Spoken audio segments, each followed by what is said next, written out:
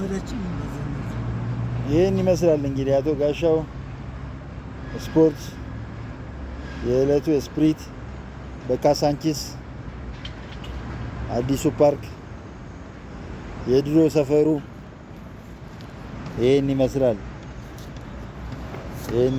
እንግዲህ የዛሬ 50 ዓመት እዚህ ሰፈር ይኖር ነበረ ካሳንቺስ።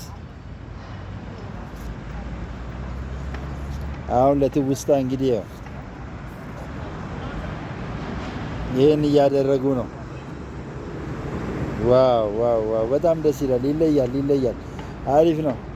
የ50 ዓመት ትዝታ እግዚአብሔር ይመስገን። ካሳንቺስ ይሄን መስላለች እንግዲህ አሁን